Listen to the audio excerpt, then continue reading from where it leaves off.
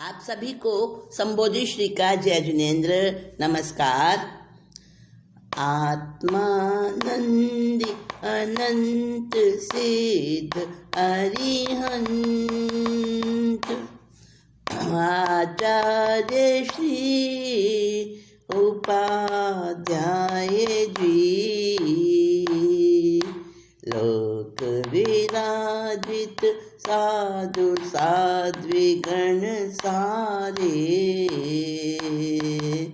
संयम सुशोभित श्री हाथों को जोड़ मान मोड़ वंदन करती हूँ मैं अहर्निशम। संबोधि करो प्रदान प्रभु कृपालु पापों का कर सकूं हनन पापों का कर सकूं शमन।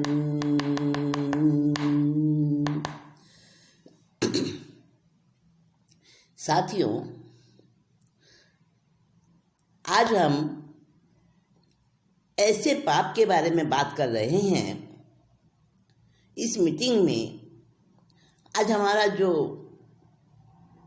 वार्तालाप विवेचन चलेगा वो एक ऐसे पाप के बारे में है कि जिसे हम पाप नहीं मानते और उसे तो अच्छा अच्छा कहकर बढ़ाते हैं। चक्कर में पड़ गया। कंफ्यूज करने के लिए नहीं बोल रही हूँ मैं आपको। मैं कंफ्यूज करने के लिए नहीं बैठी आपको, मैं आपको हर चीज का क्लैरिफिकेशन करने के लिए बैठी हूँ। ऐसा पाप जिसे हम बढ़ाते हैं, अच्छा मानते हैं। हाँ ठीक है, आपने कहा परिग्रह, बिल्कुल ठीक है। परिग्रह भी एक ऐसा ही पाप है। और एक पाप और है ऐसा, राग। 10वें नंबर का जो पाप है ना, जिसको कहते हैं राग, वो ऐसा ही है। ज्ञानी जन कहते हैं,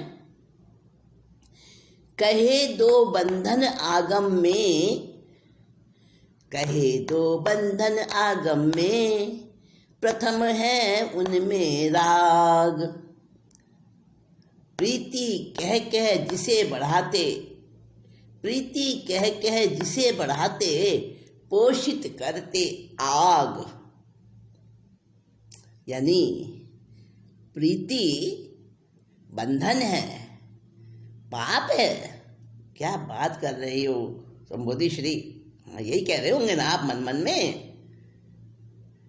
लेकिन सच्चाई है, आगम में आया है, ज्ञानियों ने फरमाया है कि राग और द्वेष, पहला तो राग है, द्वेष तो बाद में है। मतलब राग पहला बंधन है जिसको हम बढ़ाते हैं। और यहाँ तक कहते हैं कि अगर कोई प्रेम करने वाला मिल जाए, किसी का प्यार सफल हो जाए, हमेशा अखंड रहे, तो क्या कहते हैं, बड़ी पुण्यवानी है। हाँ जी, पुण्यों के योग से शुभ प्राप्ति पर राग मनुज करता। पुण्यों के योग से शुभ प्राप्ति पर राग मनुज करता। इच्छित वस्तु व्यक्ति को लेने हेतु ललचाए, यदि वो प्राप्त न हो पाए तो जीवन भार जनाए। पुण्यों के योग से शुभ प्राप्ति पर राग मनुज करता। देखो, जब हमारे को कोई इच्छा होती है किसी को प्राप्त करने की, कोई वस्तु प्राप्त करने की कुछ ऐसा हो जाए, इच्छित अवस्था प्राप्त करने की कुछ हमें अंदर में कल्पना उठती है, इच्छा उठती है, और वो हमारा सफल हो जाता है कार्य। वो व्यक्ति मिल जाता है, वो वस्तु मिल जाती है, वो हमारे को वो कंडीशन मिल जाती है, परिस्थिति मिल जाती है इच्छित अनुकूल। हम क्या कहते हैं, और भाई पुण्यों का योग हुआ है तभी मेरे को मिला है। और उस प्राप्ति पर, उस अनुकूलता के पूरे हो जाने पर कितने खुश होते हैं। और वो वस्तु, वो व्यक्ति मेरे पास से जाए नहीं, वो चीज हमेशा मेरे पास रहे, ये राग, ये आसक्ति बढ़ जाती है। और अगर प्राप्त ना हो मनचाहा, तो फिर भाई कुछ नहीं, जीवन में दुख ही दुख है बस। ऐसा ही होता है ना, राग की वजह से होता है ये। रागी सदा ही मूर्छित रहता, सुख पाए वो कैसे, हो जाए उपलब्ध तो उसमें ग्रद हो कीट के जैसे। पुण्यों के योग से शुभ प्राप्ति पर राग मनुज करता, अच्छा लगने पर दुखदाई बंधन करता राग। ज्ञानी जन कहते सर्वोत्तम है इच्छा का त्याग जी, पुण्यों के योग से इच्छित वस्तु प्राप्ति पर राग मनुज करता। अगर प्राप्त हो जाए तो उसमें आसक्ति बढ़ जाती है, प्राप्त ना हो तो जीवन भार लगने लगता है, और प्राप्त हो जाए तो राग रूपी पाप बढ़ता है।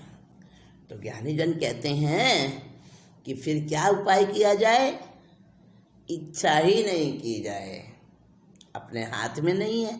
यही कहोगे ना, भाई इच्छा तो अंदर से उठती है, हम जानबूझ के थोड़ी इच्छा करते हैं। हाँ, आवश्यकता है, वो माना। आवश्यकता अलग चीज है, इच्छा अलग चीज है। पहले हम उसमें फर्क करना सीखें। कुछ चीजें ऐसी होती हैं, कुछ बातें ऐसी होती हैं जो जीवन जीने के लिए जरूरी होती हैं। रोटी, कपड़ा, मकान, ये है आवश्यक चीजें। और इसके साथ में कुछ और भी चीजें जुड़ जाती हैं, जैसे कि मान लो किसी का कार्य स्थल घर से दूर है, बहुत दूर है, तो उसको कोई साधन भी चाहिए आने जाने का। बच्चे हैं, परिवार है, उनकी परवरिश के लिए, उनके संस्कारों के लिए, उनकी शिक्षा के लिए उतनी मतलब कैपेसिटी भी हो, ये आवश्यकताएं हैं, मान लिया। लेकिन और जो हम अनाप शनाप इच्छाएं हमारे मन में उठती हैं और उसको पूरा करने की फिर लगन लगती है, एक लालसा लगती है। अरे उसके पास में तो गाड़ी है और मेरे पास तो साइकिल भी ठीक से नहीं है, मेरे पास भी गाड़ी हो जाए, ये इच्छा उठी। और मान लो हाँ, कोई लॉटरी निकल गई, कहीं से कुछ प्राप्ति हो गई और कार मिल गई, गाड़ी मिल गई। अब उस गाड़ी पर कितना राग होगा, और जब तक वो गाड़ी मिलेगी नहीं तब तक कितनी कलम, हर समय झूरना, चिंता, शोक, आक्रंदन, सब कुछ रहेगा ना।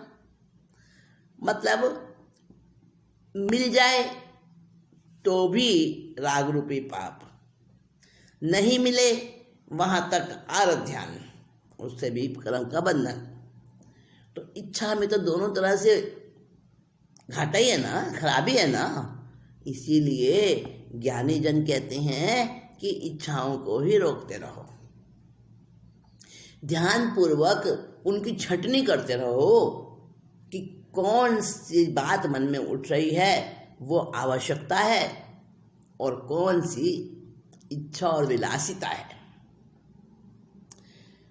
देखो, राग के भी भेद होते हैं। किसी पर हमें प्यार होता है, परिवारजनों पर होता है ना, बेटों पर, बेटियों पर, संतान पर और रिश्तेदारों पर, पड़ोसियों पर, मित्रों पर, बहुतों पर राग होता है, वस्तुओं पर भी होता है। तो कितने भेद हैं भाई राग के। राग की बात चल रही है ना हमारी, तो उसी पर ही चर्चा करेंगे। राग के दो भेद बताए हैं, प्रशस्त और अप्रशस्त। ठीक है, राग के दो भेद प्रशस्त अप्रशस्त हैं, पाप पुण्य बंधन के कारण इन्हें जानिए। कुटुंब धन परिजन भूमि वस्त्र आभूषण, इनमें हो राग उसे अप्रशस्त मानिए। धर्म गुरु तत्व ज्ञान व्रत नियम प्रत्याख्यान, जप तप में जो राग प्रशस्त बखानिए। तजे दोनों भीत रागी आत्मा में अनुरागी, बड़ भागी निज पर वो आनंद के दानी है, बड़ भागी निज पर को आनंद के दानी है। क्या समझे? सवैये में मैंने आपको सुनाया कि राग के प्रशस्त और अप्रशस्त ये दो भेद बताए हैं। अप्रशस्त जो राग होता है उससे पाप बंधन होता है, और प्रशस्त राग होता है उससे पुण्य का बंधन होता है। दोनों बंधनकारी हैं, ध्यान रख लेना। अब कौन सा प्रशस्त है, कौन सा अप्रशस्त है? तो कुटुंब के ऊपर, धन परिवार जनों के ऊपर, जमीन, कपड़े, आभूषण, वस्तुओं के ऊपर जो राग होता है ना, वो अप्रशस्त राग होता है। समझे? ध्यान रख लेना, अप्रशस्त राग है। समझ के करना आप। और धर्म गुरु, धर्म पर, तत्व ज्ञान पर, व्रत और नियम और प्रत्याख्यान पर, जप तप पर, इन पर भी राग होता है। ध्यान से समझना, अच्छे से टटोलना। होता है ना, व्रत नियम पर भी, प्रत्याख्यान पर भी राग होता है। अरे घरों में लड़ाइयाँ हो जाती हैं, घर के बड़े बुजुर्ग, नहीं जी हम तो उपवास करेंगे, आज तो हमें पोषण करना ही है। अब नहीं भाई, तो आपकी तबीयत ठीक नहीं है, दवाई लेनी पड़ती है, मत करो। नहीं मानते, करते हैं, जिद करते हैं और करते हैं, क्योंकि उनको राग होता है उस पर। और राग के पीछे अहंकार भी होता है। अगर आप उसकी सॉर्टिंग करोगे ना, उसको निकालने की कोशिश करोगे, उसका मूल खोजने की कोशिश करोगे, तो सचमुच समझ में आ जाएगा, अरे वो हमारा साथी है ना, वो तो कर रहा है और हम नहीं करें तो अच्छा नहीं लगेगा ना। ये भावना होती है। अपनी शक्ति देखकर करो, नहीं वो नहीं करेंगे, क्योंकि वो राग है उस पर। तो प्रशस्त राग भी होता है जप तप पर, धर्मगुरु पर, तत्व ज्ञान पर, व्रत नियम प्रत्याख्यान पर। लेकिन वीतरागी आत्मा दोनों को त्यागती है, प्रशस्त राग को भी, अप्रशस्त राग को भी। आपको पता है, गौतम स्वामी को भगवान महावीर पर प्रशस्त राग था, और उस प्रशस्त राग की वजह से ही उनका केवल ज्ञान नहीं हो रहा था, तो उसको भी छोड़ना पड़ा ना।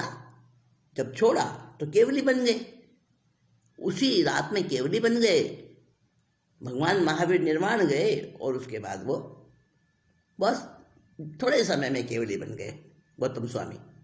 उस प्रशस्त राग को छोड़ा तभी बने। तो ये राग जो है छोड़ने योग्य है। और हालत क्या रहती है रागी की?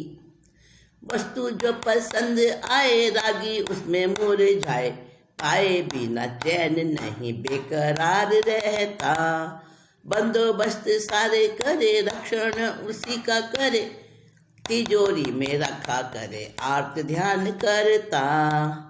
कोई इसे ले न जाए, इसी में बुद्धि खपाए, इसके बिना जीव जाए अपनापन धरता। पाप दोष नहीं गिने, आड़ा आए उसे हने, राग में असंतुष्टा कार्य भी तो करता, राग में असंतुष्टा कार्य भी तो करता।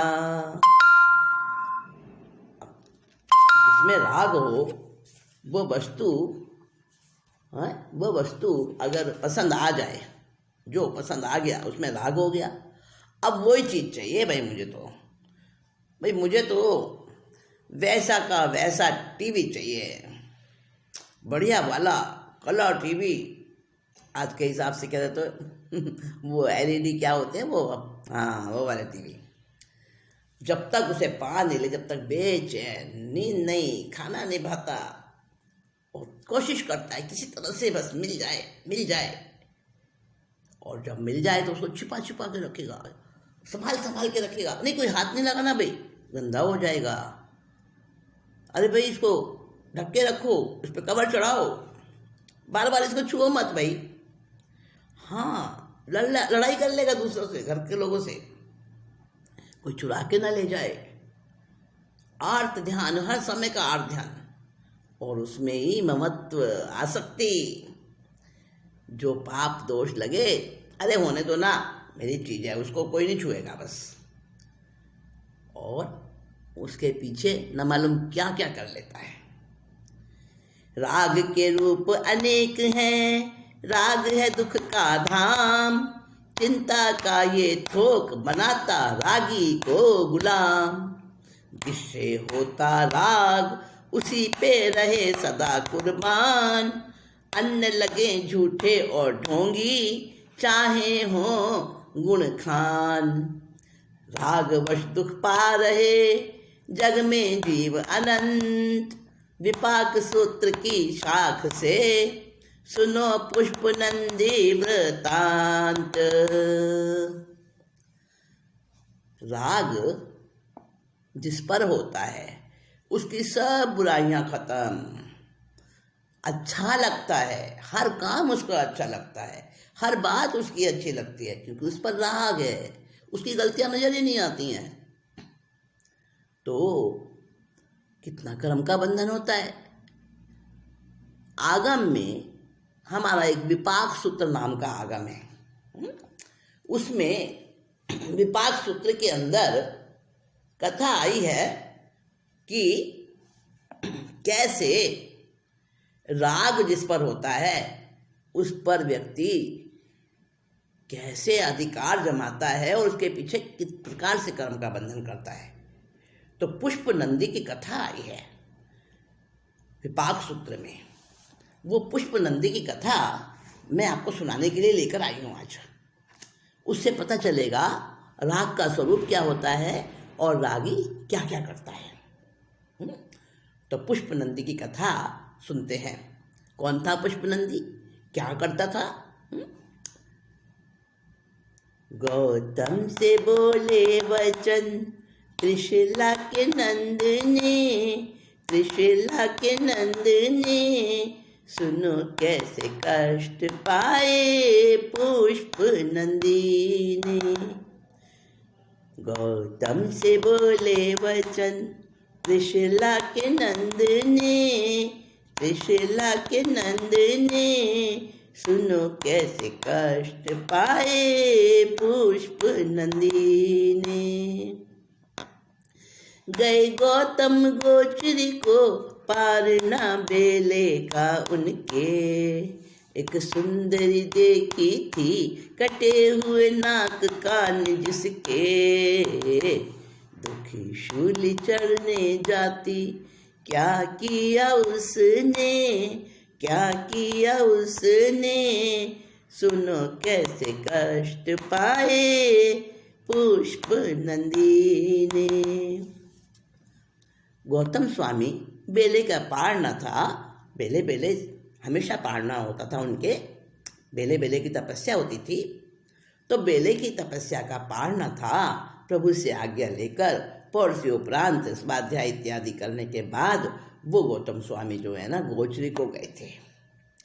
वहाँ उन्होंने क्या देखा, नगरी में एक सुंदरी, बहुत सुंदर स्त्री, लेकिन उसके नाक कान कटे हुए हैं और बड़ी मतलब रो रही है, चीख रही है, चिल्ला रही है। शूली चढ़ाने को ले जा रहे हैं उसको।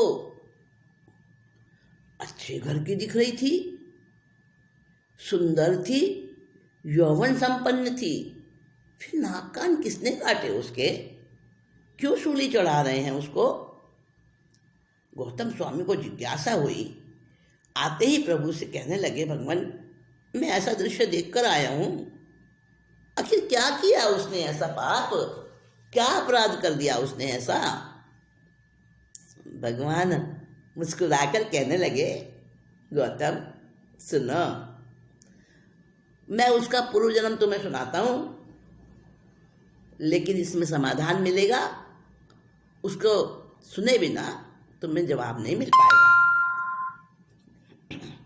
सुनो पूर्व जन्म उसका, मिलेगा तभी तुम्हें उत्तर। है कथा ये कुछ लंबी, छिपा है समाधान अंदर। गौतम विनय से कथा लग सुनने, कथा लग सुनने। गौतम से बोले वचन, त्रिशला के नंदने।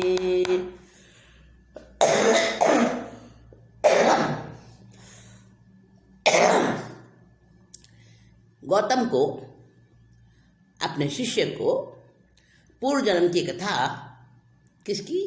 पुष्पनंदी की। वो जो स्त्री देखी थी ना, उसका सारा वर्णन आएगा इसमें। वो उत्तर मिलेगा, आखिर क्या किया उसने, क्यों उसकी ऐसी दशा।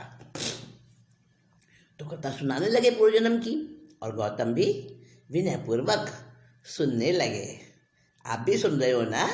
हाँ, मैं नहीं सुना रही, भगवान महावीर स्वामी गौतम स्वामी को सुना रहे थे, वो मैं आपको बता रही हूँ।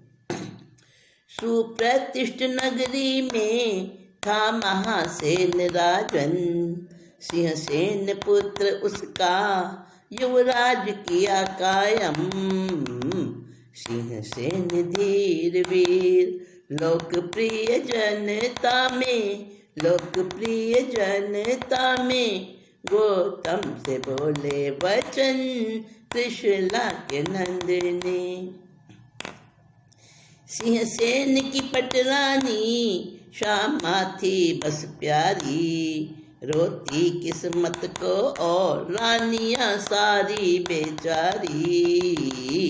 शादी कराई 500 से माँ बाप ने, शादी कराई 500 से माँ बाप ने। सुनो कैसे कष्ट पाए पुष्पनंदी ने। सुप्रतिष्ठ नाम की नगरी थी वही समय में। अब देखो, भगवान महावीर स्वामी सुना रहे हैं गौतम स्वामी को और सुप्रतिष्ठ नगरी के बारे में बता रहे हैं। भगवान महावीर स्वामी को भी हो गए लगभग 2500-2600 साल, और वो पुरानी बात बता रहे हैं। तो कितनी पुरानी रही होगी वो नगरी? हो सकता है आज भी सुप्रतिष्ठ नाम की कोई नगरी हो, लेकिन वैसी नहीं होगी, वो जैसी थी। तो उस नगरी में महासेन नाम का राजा था, उसका बेटा सिंहसेन था, जिसको महासेन ने युवराज का पद दे दिया था, कि मतलब मैं जब नहीं रहूँगा या दीक्षा ले लूँगा तो मेरे बाद ये युवराज जो अभी है सिंहसेन, वो राजा बनेगा। और सिंहसेन भी, जनता उसे चाहती थी, बड़ा अच्छा था वो भी, धीर वीर गंभीर सब गुण थे उसमें अच्छे अच्छे, और सारे लोग उसको पसंद करते थे। अब सिंहसेन की शादी करी थी 500 रानियों के साथ। हाँ, उस समय यही ऐसा ही रिवाज था। वर्णन आता है शास्त्रों में, किसी की 1000 रानियाँ होती थी, उसमें एक पटरानी होती थी। तो श्यामा जो पटरानी थी, 500 रानियों में से जो श्यामा पटरानी थी ना, सबसे बड़ी मुखिया, बस सिंहसेन उसी को चाहता था, उसी के पास जाता, उसी से बात करता, और बाकी सारी अपनी किस्मत को रोया करती थी बैठी हुई। देखो, रजवाड़ों और राजमहलों में भी कैसी कैसी हालतें होती हैं। हाँ, दूर के ढोल सुहावने लगते हैं साथियों। तो श्यामा तो बड़ी खुश रहती भाई, दुल्हन भाई जो पियामन भाई, हाँ उसी को चाहता ना उसका पति सिंहसेन। तो तो उसने जो है ना वो बड़ी खुश रहती थी, और बाकी की जो रानियां उसकी शौकनें थी सारी, वो बड़ी परेशान रहती। इच्छा तो हर स्त्री की होती है कि मेरा पति मुझे चाहे, मेरा पति मुझे पूछे, मेरा पति मेरी सार संभाल करे। हाँ ठीक है, रोटी कपड़ा सब मिलता उनको, वो कमी कुछ नहीं थी, जीवन अच्छे से बीतता था, राजमहलों में थी। लेकिन अंदर तो दुख था ना, अंदर तो पीड़ा थी ना कि पति उनसे बात ही नहीं करता, कभी उनकी तरफ देखता भी नहीं। और शादी हो चुकी, अब वो तो किसी पर पुरुष को, वो राजमहलों में है, किसी पर पुरुष से कैसे बात करेंगी। लेकिन जीवन उनका भार बन गया। सचमुच में एक स्त्री के लिए ये बड़ा बड़ा भारी एक दुख होता है कि पति का प्यार ना मिले उसे। तो साथियों, ये हालत वहाँ पर हो रही थी। अब इस हालत से और क्या निकल कर आएगा, कैसा अपराध, कैसा पाप आगे बढ़ेगा, वो हम समय पर सुनेंगे। आज तो इतना ही दृष्टांत मैं आपको बता पाऊंगी, इतना ही कथानक